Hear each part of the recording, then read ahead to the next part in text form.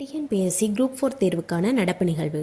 மத்திய தொழிலக பாதுகாப்பு படையின் முதல் பெண் இயக்குனர் ஜெனரலாக நீனா சிங் பதவியேற்றுள்ளார். இவர் 1989 ஐபிஎஸ் பேட்ச் ராஜஸ்தான் கேடரை சேர்ந்தவர். CISF central industrial security force, அதாவது மத்திய தொழிலக பாதுகாப்பு படை.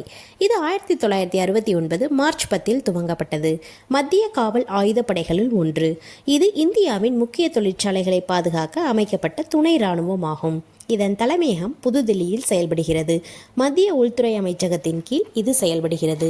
1969 மார்ச் 10 முதல் நாடாளுமன்ற சட்டப்படி 2800 படை வீரர்களுடன் மத்திய தொழிற்சாலைகளுக்கு பாதுகாப்பை அளிக்கிறது.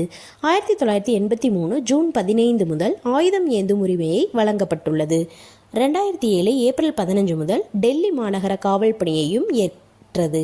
2009 பிப்ரவரி 25 முதல் தனியார் மற்றும் கூட்டுறவு நிறுவனங்களுக்கும் பாதுகாப்பை அளிக்கிறது.